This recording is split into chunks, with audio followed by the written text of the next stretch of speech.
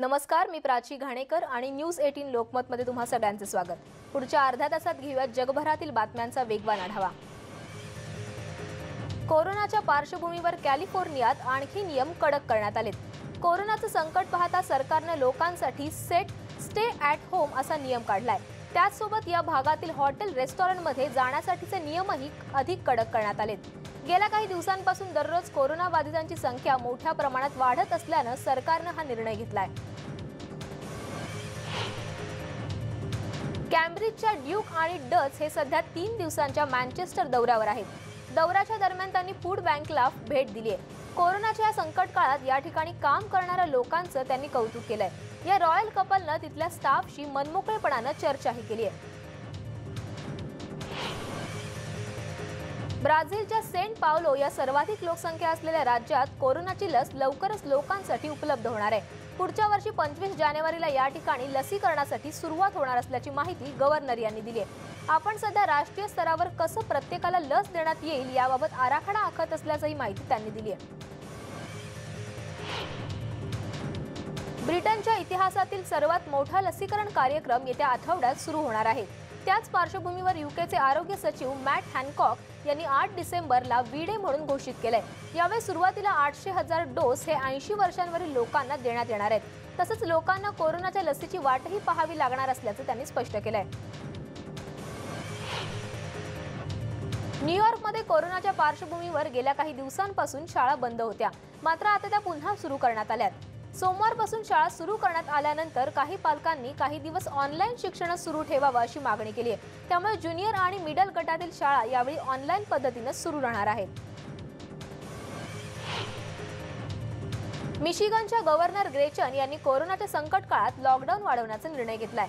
त्यामुळे उद्योगधंदे आणि शाळा या ठिकाणी येत्या 20 डिसेंबर पर्यंत बंद ठेवण्याची घोषणा करण्यात आली आहे। या ठिकाणी मात्र हॉटेल सुरू ठेवण्याची मागणी करण्यात आली होती, पण तीही मागणी कोरोनाच्या धोक्यामुळे अमान्य केली आहे। 3 आठवड्यांच्या लॉकडाऊनमुळे मोठ्या प्रमाणात नियंत्रण आल्यामुळे त्यांनी आणखी काही दिवस लॉकडाऊन वाढवण्याचा निर्णय घेतलाय। कॅलिफोर्नियातील कोरोनाचं सध्याचं संकट कायम असल्याचं पाहत शासनाकडून लोकांनी घरी राहण्याचं आवाहन करण्यात येत आहे, जेणेकरून कोरोनाचा प्रसार काही प्रमाणात टाळता येईल। रुग्णालयात होणारी गर्दी आणि रुग्णांची वाढती संख्या पाहता त्यांनी हा निर्णय घेतलाय। कॅलिफोर्नियामध्ये गेल्या काही दिवसांपासून कोरोना रुग्णांची संख्या झपाट्याने वाढतेय। कोरोना बाधितांची वाढती संख्या पाहता न्यूयॉर्कमध्ये रुग्णालयांना शासनाकडून सूचना करण्यात आल्यात। रुग्णालयात आणखी 25% बेडची क्षमता वाढवण्यात यावे असे आदेश देण्यात आलेत। सध्या या ठिकाणी 4600 रुग्णांना रुग्णालयात उपचारासाठी ठेवण्यात आले। ही रुग्णसंख्या नोव्हेंबरमधील रुग्णसंख्येच्या दुप्पट असल्याने चिंता व्यक्त करण्यात येते।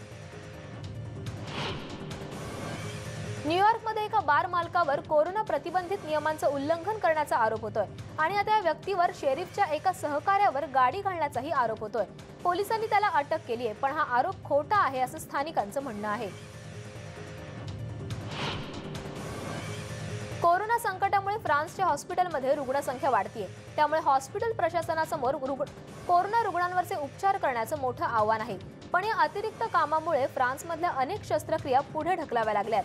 काही हॉस्पिटल्सनी आता ऑपरेशन्स रूम पुन्हा सुरू केल्यात। वॉल्वरिनस फुटबॉल स्पर्धेच्या मालिकेदरम्यान कोरोनाचा उद्रेक झालाय की काय अशी स्थिती आहे। मिशिगनने ओहायो स्टेटमधील कोरोनाचा प्रभाव लक्षात घेता वार्षिक खेळ रद्द केलाय। वैद्यकीय व्यावसायिकांशी चर्चा झाल्यानंतर हा निर्णय घेण्यात आलाय। कोरोना रुग्णसंख्या आटोक्यात आली नाही तर इंडोर डायनिंग बंद करावं लागेल असं न्यूयॉर्कचे गव्हर्नर अँड्र्यू क्युमो यांनी जाहीर केलंय। राज्यात काही ठिकाणी पुन्हा खुली करण्याबाबत नव्याने निर्बंध घालण्याचे निकष त्यांनी जाहीर केलेत। सध्या न्यूयॉर्कमधील हॉस्पिटल्स 90% क्षमतेने भरली आहेत। येत्या 5 दिवसात जर रुग्णसंख्या स्थिर झाली नाही तर मात्र काही निर्बंध कडक करावे लागतील असं त्यांनी स्पष्ट केलंय। मेक्सिकोमध्ये आतापर्यंत 11,82,249 रुग्णांना कोरोनाची लागण झाली आहे। मेक्सिकोमधील वरिष्ठ आरोग्य अधिकाऱ्यांनी ही माहिती दिली आहे। तर आतापर्यंत जवळपास 1 लाखांपेक्षा जास्त जणांचा मृत्यू झालाय। गेल्या 24 तासात 6,399 नव्या रुग्णांची नोंद झाली आहे, तर 357 रुग्णांचा मृत्यू झालाय। ब्राझीलमध्ये कोरोनावरची लस मोफत मिळणार आहे असं ब्राझीलचे राष्ट्राध्यक्ष जेरे बोल्सोनारो यांनी जाहीर केलंय। ब्राझीलमधील जनतेला ही लस पूर्णपणे मोफत मिळेल आणि ती घेणं बंधनकारक नसेल असंही ट्विटमधून बोल्सोनारो यांनी स्पष्ट केलंय। ऑक्सफर्ड युनिव्हर्सिटी आणि ॲस्ट्राझेनेका लसीचे 15 दशलक्ष डोस 2021च्या पहिल्या टप्प्यात महिन्यात उपलब्ध होईल असं यावधी सांगण्यात आलंय। कोरोना रुग्णसंख्येत ब्राझील हा जगात दुसऱ्या क्रमांकावरचा देश आहे। ब्रिटिश वृत्तपत्र द गार्डियननं रविवारी एक लेख प्रसिद्ध केलाय। या लेखात विषाणूची रचना शोधण्यापासून ते लस संशोधनापर्यंत जगभरातील शास्त्रज्ञांच्या प्रगतीचा आढावा घेण्यात आलाय। Shanghai public health clinical centre मधील प्रोफेसर झांग एंगझेन यांनी त्यांच्या टीमनं कोरोना व्हायरस विरुद्ध लढा देण्यासाठी महत्त्वपूर्ण योगदान दिलं, यांचाही या लेखामध्ये उल्लेख करण्यात आलाय। जपाननं कोरोनाच्या संकटातून सावरण्यासाठी आणि अर्थव्यवस्था आणखी मजबूत करण्यासाठी जवळपास 73 ट्रिलियन येन म्हणजे 707 बिलियन अमेरिकन डॉलर्सचे पॅकेज जाहीर केलंय। जपानने पंतप्रधान योशिहिदे सुगा यांनी हे पॅकेज जाहीर केलंय। रोजगार निर्मिती, व्यवसाय सुरू राहण्यासाठी आणि अर्थव्यवस्थेच्या पुनर्बांधणीसाठी हे पॅकेज जाहीर करण्यात आलंय। यामध्ये वैद्यकीय संस्थांना मदत, गुंतवणूक आणि हरित ऊर्जेसाठीही मदत आहे। जपानमध्ये ॲग्नेस बायोफार्मास्युटिकल कोरोना लसीच्या क्लिनिकल ट्रायलचा दुसरा टप्पा सुरू झालाय। जवळपास 500 लोकांवर याची चाचणी करण्यात आली आहे। यामध्ये 250 लोकांच्या एका गटाला 2 आठवड्यांच्या अंतरानं दोनदा लस देण्यात येणार आहे, तर 250 जणांच्या दुसऱ्या गटाला 4 आठवड्यांच्या अंतरानं लस देण्यात येणार आहे, तर दोन्ही गटात 50 जणांना प्लासेबो देण्यात येणार आहे। 8 वैद्यकीय संस्थांमध्ये मार्च 2021 पूर्वी ही लस देण्यात येणार आहे। अमेरिकेत काल आणखी एक कोरोना रिलीफ पॅकेज जाहीर झालंय। मात्र वर्षाच्या शेवटी जाहीर झालेल्या पॅकेजवरून मोठ्या प्रमाणात वाद झाल्याचंही दिसून आलंय। यावेळी एकमेकांवर आरोप करताना रिलीफ पॅकेजच्या नियोजन पद्धतीवर टीका करण्यात आली आहे। कोरोनाच्या प्रसारासाठी चीननं आता ऑस्ट्रेलियाला जबाबदार धरलंय। कोरोना विषाणूचा प्रसार ऑस्ट्रेलियातून झाला असल्याचा आरोप त्यानं चीननं केलाय। चीन सातत्यानं फ्रोझन मीटरवरून न्यूझीलंड, ऑस्ट्रेलियासारख्या देशांवर कोरोना पसरवल्याचे आरोप करत होता, परंतु हे सिद्ध करण्यास मात्र चीनला अपयश आलंय।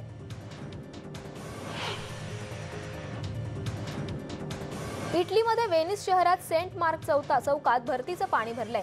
जोरदार वारेही इथं वाहत आहेत। 1.3 मीटरपेक्षा मोठी भरती आली तर ही पाणी रोखण्यासाठीची रोधक यंत्रणा कार्यान्वित होते, पण काल 1.38 मीटरची लाट आल्यानंतरही यंत्रणा कार्यान्वित झाली नाही। यामुळे काही दुकानांमध्ये पाणी शिरलंय। आधीच कोरोना संकटामुळे वेनिसच्या अर्थव्यवस्थेलाही मोठी झळ बसली आहे। त्या नुकसानीमुळे दुकानदारांची चिंता वाढली आहे। अमेरिकेत नेब्रास्का भागात मंगळवारी एका घरात स्फोट झालाय, ज्यात एकाचा मृत्यू झालाय तर दोघे गंभीर जखमी झालेत। या स्फोटामुळे शेजारच्या घराचंही नुकसान झालंय। सकाळी 8 वाजता ही दुर्घटना घडली आहे। स्फोटाचा आवाज दूरपर्यंत ऐकू आला। स्फोट कशामुळे झाल्याचा तपास केला जातोय। अमेरिकेच्या अध्यक्षपदी निवडून आलेले जो बायडन यांनी त्यांच्या कारभारातील विविध गोष्टींची अंमलबजावणी करण्यासाठी माजी कृषी सचिव टॉम विल्सॉक यांची निवड केली आहे। ओबामांच्या कारकिर्दीतील विल्सकॉनने अमेरिकेच्या कृषी विभागाचे प्रमुख म्हणून 8 वर्ष काम केलं होतं। लघुग्रहावरचे मातीचे नमुने घेऊन पृथ्वीवर आलेली कॅप्सूल जपानला पाठवण्यात आली आहे। ऑस्ट्रेलियामध्ये ही कॅप्सूल पाठवण्यात आली आहे। कॅप्सूल व्यवस्थित सील केलेली आणि काळजीपूर्वक कंटेनर बॉक्समध्ये साठवली गेली असल्याची माहिती जपान एरोस्पेस एक्सप्लोरेशन एजन्सीने दिली आहे। इंडियन अमेरिकन डॉक्टर विवेक मूर्ती यांची अमेरिकेच्या सर्जन जनरलपदी नियुक्ती झाली आहे। अमेरिकेचे नवनियुक्त राष्ट्राध्यक्ष जो बायडन यांच्या आरोग्य पथकाचे ते सर्जन जनरल असतील। डॉक्टर मूर्ती यांनी 2014 ते 2017 या दरम्यान यापूर्वी अमेरिकाच डॉक्टर या पदावर काम केलंय। आरोग्य क्षेत्रात विश्वासार्ह म्हणून त्यांची ओळख आहे। बायडन यांचे ते दीर्घकाळ सल्लागार राहिले होते। फ्रान्सचे माजी राष्ट्राध्यक्ष निकोलस सार्कोझी यांच्यावर सुनावणीसाठी कोर्टात हजर झाले। सार्कोझी यांच्यावर भ्रष्टाचाराचे आणि पदाचा गैरवापर केल्याचे आरोप आहेत। 2014 त्यांच्या विरोधात चौकशीमध्ये न्यायाधीशांकडून माहिती मिळवण्याचा प्रयत्न केला होता। 2012 मध्ये सार्कोझी सत्तेपासून दूर गेलेत, तेव्हापासून त्यांच्या अनेक वेळा न्यायालयीन चौकशीही झाल्या आहेत। जो बायडन अमेरिकेत मंत्रिमंडळासाठी आणखी निवडी जाहीर करणार आहेत। सोमवारी आयोजित एका पत्रकार परिषदेत ते बोलत होते। तसंच येत्या शुक्रवारी ते संरक्षण सचिवांबद्दलही काही माहिती देणार असल्याचं त्यांनी सांगितलंय।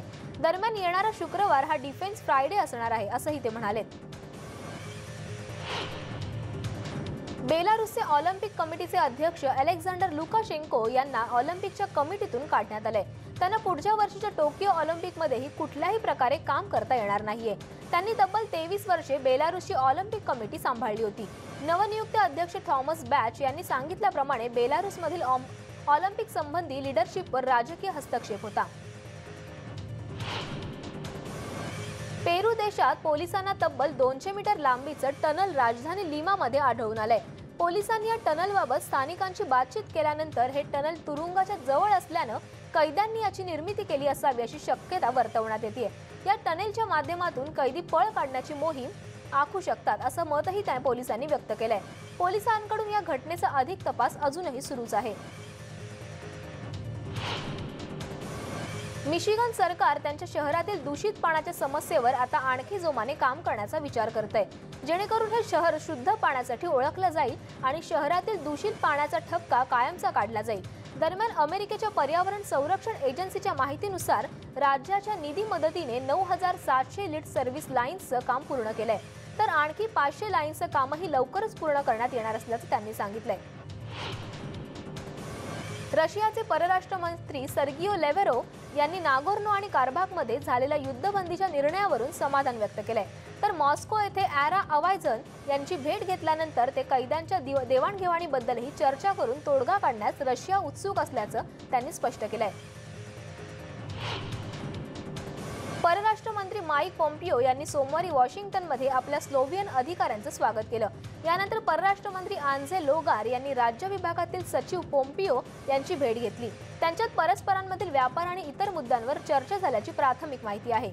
दरम्यान पॉम्पिओ आणि राज्य विभागाच्या पथकानं स्लोव्हेनियाला भेट दिल्यानंतर अनेक महिन्यानंतर ही भेट झाली आहे।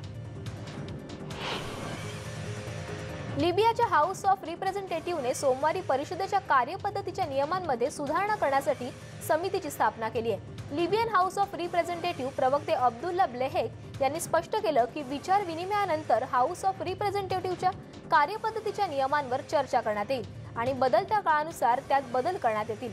या विशेष कायदा सुधारणा समितीचे अध्यक्ष रमजान शेनबॅग असणार आहेत। व्हेनेझुएलामध्ये राजकारण्यांद्वारे बहिष्कार टाकलेल्या काँग्रेसच्या निवडणुकांमध्ये अध्यक्ष माडेरो यांचा आघाडीने एकहाती सत्ता मिळवल्याचा दावा केलाय। यावर विरोधी पक्षनेते जुआन गावो आणि स्थानिकांनी प्रतिक्रिया दिली। ही निवडणूक फसवी असल्याची टीका त्यांनी केली आहे। सोमवारी पत्रकार परिषद घेत गावो यांनी लोकांना माडोरो सरकारबद्दल असंतोष दर्शवण्यासाठी रस्त्यावर उतरण्याचं आवाहन केलंय।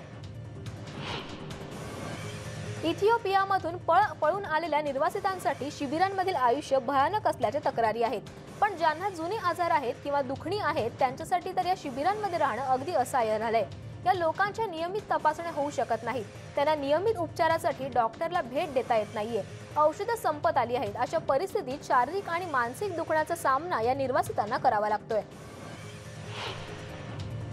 हंगेरी आणि पोलंड युरोपियन युनियनच्या पुढच्या अर्थसंकल्पात व्होटोसाठी एकत्र उभे राहतील अशी माहिती हंगेरीचे परराष्ट्र मंत्री पीटर स्किझारो यांनी सोमवारी दिली आहे। अर्थसंकल्पातील व्हीटो आणि त्यात असणाऱ्या मोठ्या प्रमाणावर साथीच्या रोगाला निधीला कायम ठेवणार असल्याचं श्वितार्झो यांनी सांगितलंय।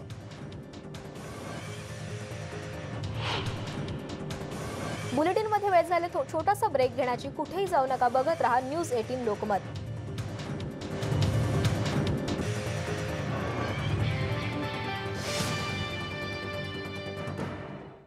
ब्रेक नंतर पुन्हा एकदा तुम्हा सगळ्यांचं स्वागत। जाणून घेऊयात आणखी काही महत्त्वाच्या घडामोडी। पाकिस्तानचे पंतप्रधान इम्रान खान यांनी ट्विटरवरून सर्वांना अनफॉलो केलंय। यामध्ये त्यांची पहिली पत्नी जेमिमा गोल्डस्मिथ यांचाही समावेश आहे। यावेळी अनेकांनी त्यांना ट्रोल करण्यासही सुरुवात केली। इम्रान खान यांनी नवाज शरीफ यांचा आदर्श ठेवला असल्याचं काही जणांनी म्हटलंय। नवाज शरीफ ट्विटरवरून कोणालाच फॉलो करत नाहीत। इम्रान खान यांनी सर्वांना अनफॉलो करण्याआधी पत्रकार हमीद मीर यांना अनफॉलो केलंय। हमीद मीर यांनी सरकारवर केलेल्या टीकेमुळे नाराज होऊन इम्रान खान यांनी अनफॉलो केल्याची चर्चा आहे। सप्टेंबर महिन्यात एका कुटुंबाला जबरदस्तीने हद्दपार करण्यात आलं होतं। या घरातील एकूण 7 जणांच्या अटकेचा निषेध करत आंदोलकांनी अधिकाऱ्यांवर दगडफेक केली। त्यांच्यावर अग्निशामक यंत्रांनी पाण्याचा फवारा केला आणि आंदोलनकर्त्यांनी मंगळवारी पोलिसांच्या वाहनांचंही नुकसान केलं। दिवसभर सर्वत्र हिंसाचार झाला।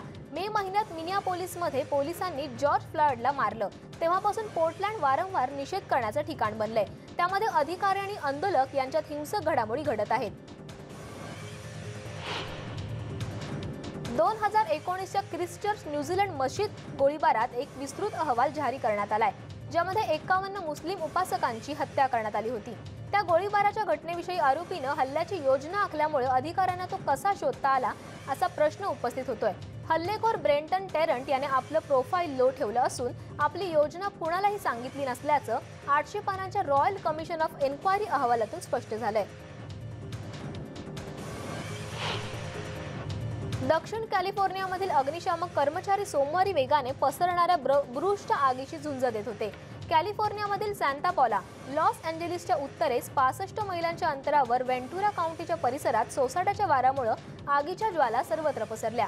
हवाई दृश्यात बरेचसे स्ट्रक्चर जळताना दिसत होते. केबीसी टीव्हीनुसार परिसरातील काही रहिवाशांना तेथून बाहेर काढण्यात आले.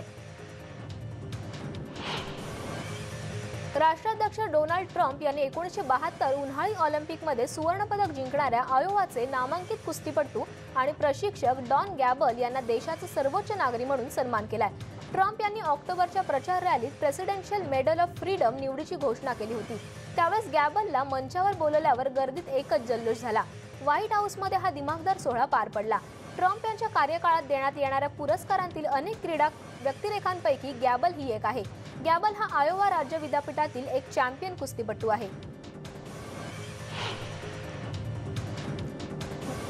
दरवर्षी मोठ्या दिमाखात होणारा नोबेल पुरस्कार सोहळ्यावर कोरोनाचं सावट आहे. जगभरात फैलावणाऱ्या कोरोनाच्या पार्श्वभूमीवर नोबेल पुरस्कारावर काही निर्बंध लावले आहेत. स्टॉकहोम किंवा ऑस्लोमध्ये विजेत्यांना सन्मानित करण्यासाठी यंदा शाही मेजवानीचं आयोजन करण्यात आलेलं नाही. 2020च्या रसायनशास्त्राच्या नोबेल पुरस्काराचे विजेते फ्रान्सचे इमॅन्युएल चार्पेंटिर यांना सोमवारी बर्लिनमधील स्वीडिश राजदूतांकडून पदक आणि सर्टिफिकेट देण्यात आलं. भौतिकशास्त्रासाठी नोबेल पुरस्कार मिळवणाऱ्या 3 पैकी एक असलेल्या जर्मन शास्त्रज्ञ रेनहार्ड गेन्झेल यांना नोबेल पुरस्काराने सन्मानित करण्यात आलं. मंगळवारी म्युनिकल बेव्हिरियन स्टेट चॅन्सेलरीमध्ये त्यांना नोबेल पदक आणि पदवी प्रदान करण्यात आली. अमेरिकन वैज्ञानिक शास्त्रज्ञ डॉक्टर चार्ल्स राईस यांना मंगळवारी न्यूयॉर्कमधील लोकी समारंभात नोबेल पारितोषिकाने सन्मान करण्यात आला. कोरोना व्हायरसचा प्रसार कमी होण्याच्या उपाययोजनांमध्ये यावर्षी नोबेल पारितोषिक समारंभांवर निर्बंध ठेवण्यात आलेत. गिनीज बुकने यावर्षी इटालियन शहर गुबियोमधील सर्वात मोठ्या ख्रिसमस ट्रीची नोंद झाली आहे. सोमवारी या ट्रीवरील दिवे सुरू करण्यात आले. रेकॉर्ड ब्रेक करणारे हे झाड 750 मीटर उंचीचं आहे. कोरोनाच्या साथीच्या पार्श्वभूमीवर उद्घाटन समारंभाच्या वेळेस शहरातील गव्हर्नर फिलिप्पो मारिओ स्ट्राटी यांच्या वतीने हे दीप प्रज्वलन करण्यात आलं. ड्यूक आणि डचेस ऑफ केम्ब्रिज अन्नदान देणगीसाठी सोमवारी मँचेस्टरमध्ये दाखल झाले. रविवारी संध्याकाळी ते लंडनहून 1200 मैल पार करत 3 दिवसांच्या दौऱ्यासाठी निघाले. त्यामुळे त्यांना समुदाय दिवस रात्र झटत असलेले सगळेच जण आणि मुख्य कार्यकर्त्यांचे कोरोना व्हायरस साथीच्या महासंकटात असलेल्या कार्यासाठी त्यांच्या प्रयत्नांसाठी त्यांचे आभार मानले जात आहेत. प्रिन्स विल्यम आणि त्यांची पत्नी डचेस ऑफ केम्ब्रिज यांच्यावर सध्या टीका केली जाते. कोरोना व्हायरस विरोधी कठोर प्रतिबंध असूनही त्यांनी ब्रिटन दौरा केला. त्यामुळे वेल्श अधिकाऱ्यांनी त्यांच्यावर टीका केली आहे. 3 दिवसांच्या दौऱ्यांमध्ये स्कॉटलंड आणि वेल्सच्या भेटींचा समावेश होता. तिथं केम्ब्रिज यांचं हार्दिक स्वागत करण्यात आलं.